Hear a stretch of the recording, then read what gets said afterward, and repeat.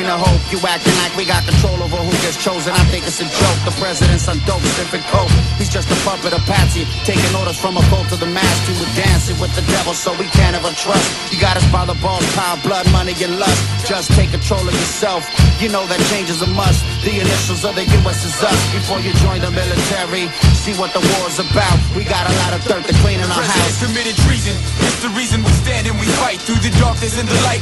The government lied. Soldiers died in the fire of war, they got burnt. They had to learn the hard way. The freedom isn't free, so they paid the price with their life, and now you miss them. Some are still missing. This ain't the Christian coalition, I'm a child of the earth that study this knowledge without a need of a church. Of course I thank the Lord, but no thank you for the war. All of what we fighting for, it's the rich against the poor. Missiles flying overhead, bodies coming home dead.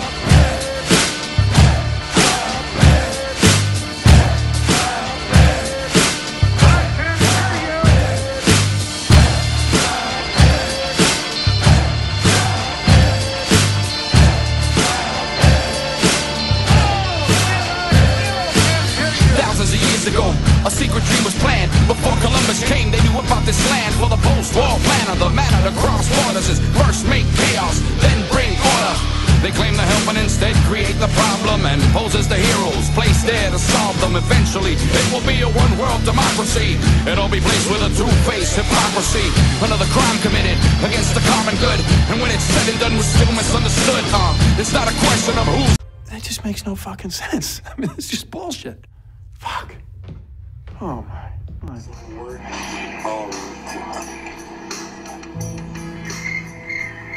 We did? The South? Like the one in 1965 or what Civil War? Who won it? Who was even in it? Who was in it? Just tell me who was in it. Ooh, I don't know. Why you let me do this? Who won the Civil War? Yeah. Oh my god.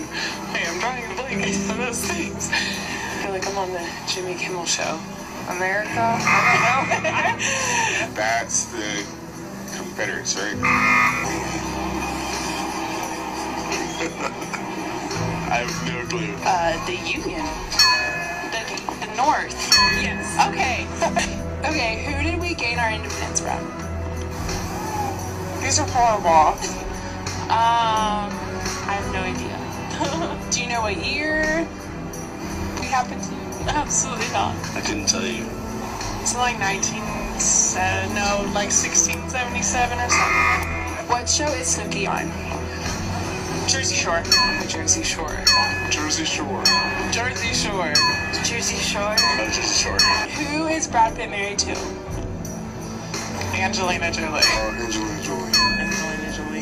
Angelina Jolie. Angelina Jolie. Angelina Jolie. Angelina Jolie.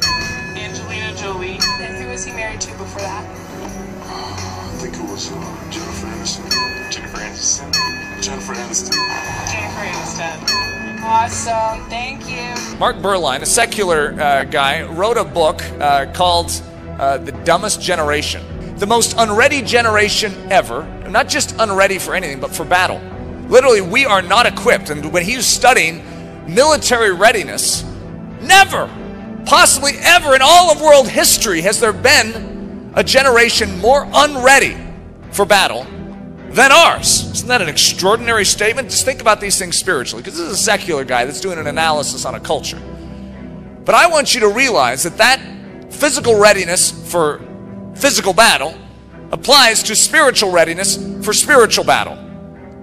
75% of an entire generation between 18 and 24 are ineligible to join the military.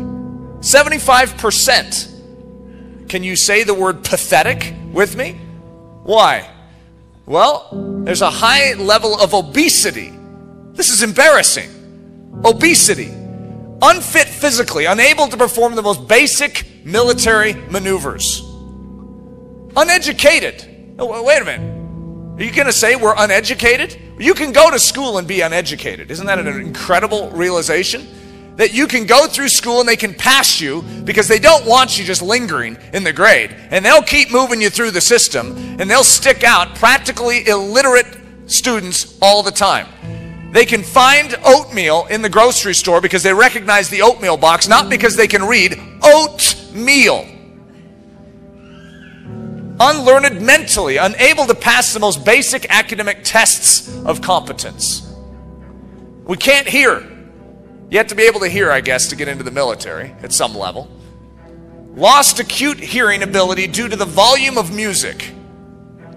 It's embarrassing. We are unfit to protect our lives, to protect our marriages, to protect our families, to protect our towns, protect our states, to protect our nations. We are unready for battle. So The Dumbest Generation Ever, this is the book that I was referring to. It's actually called The Dumbest Generation, or this is the other option title for it, or Don't Trust Anyone Over 30. That's an attitude of an entire generation. You can't trust these guys. Those over 30, we have definitely seen some weaknesses in the older generation. There's no doubt about it. But I want you to know, those over 30 possibly know more than you do as those of you that are under 30. You may know more about computer programming. However, they oftentimes know more about life. And we have disconnected ourselves from any knowledge fuel source that would give us an understanding of how life actually works. So look at this. It goes through, I think it's like 6 things I'll mention here, but 6 observations of why we are the dumbest generation ever. How do you guys like being classified as that? Isn't that a fun title to wear? See, I'm trying to get you mad, is what I'm trying to do. Don't accept that title. Don't sit around and allow that to be your title. Hit it back. Knowledge deficits. The least supply of common life, social, and cultural knowledge of any generation. This is my little statement that I add to it. Disconnect them from their devices and they die. See, as long as they have their computer, their laptop, their PDA, whatever it is, they can make it through life. They can figure out directions. They can do their research. How do they do their research? Google. That's their research. And so as a result, you disconnect them from their devices, stick them in a forest all by themselves and run away with the car. They die. They have no way of surviving. They do not know how to live outside of the system. They're bibliophobes, which isn't just a fear of the Bible. This is a fear of books. The highest disregard of books and reading of any generation. Now look, there's my comment. Give them a book and they turn it into kindling. Number 3, screen time. It's the greatest amount of time in front of a screen of any generation. You could say, well, previous generations didn't even have screens. I don't know what it was, the 40s or 50s when television started coming out, and they were watching television all the time because it was such a novelty. Doesn't even compare to what we are doing in this generation. We are almost always in front of a screen, whether it's a computer screen or a television screen or a movie screen. Almost always, or a cell phone screen. Whatever it is, we are addicted to the screen. And obviously, this is having some kind of effect upon us. Don't expect them to be involved in the rescue of this world, for they are completely lost in another one. Online learning skills, the least effective research skills which garner true information of any generation. Our generation does not know how to find true information. We know how to find information. We have the information superhighway. Oh yeah, we know how to find information. Is it true? Are you able to test and see if it's true? Do you have any filter of knowing if it's true? Well, it's the highest Google ranking. Let me tell you, the highest Google ranking is nearly inevitably wrong. Okay? It does not necessarily mean it is right. It just means more people are turning to it than something else. There are all sorts of top Google rankings in this world, but that does not mean that they are true. The motto for information gathering, the highest Google ranking rules. Wikipedia is the new Bible, and good bloggers are the oracles of the now. If you can write, this generation will submit to you, lay down their lives before you and say, train my mind how to think. It does not mean that you know how to live. It does not mean you have a scrap of actual real world intelligence.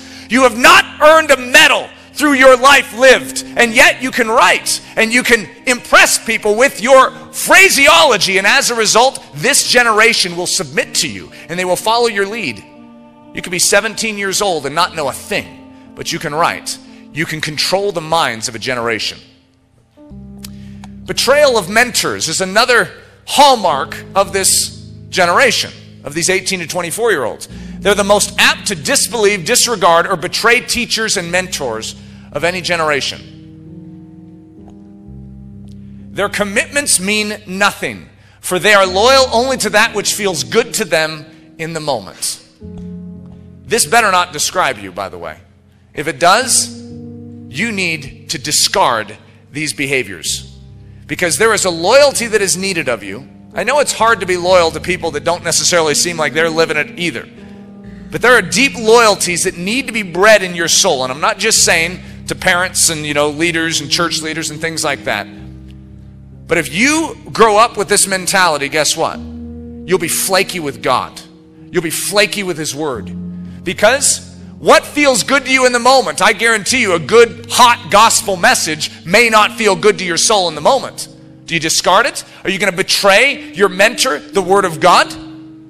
This behavior is despicable. No more warriors. The generation least apt to produce warriors for cultural, moral, civic, and private good. The motto for exertion of soul: supply strength and passion only to the causes that best serve self's comfort and self's continued gratification. What gets you up off the couch? Self. How's it going to help me? Is there anything in it for me? All right, I'll give a little energy to it. The moment that starts to turn and it starts to be for the benefit of someone else, hey, I'm done. I did my part. I'm sitting back down on the couch. What kind of warriors are those? A warrior is one who knows the value of a cause bigger than himself.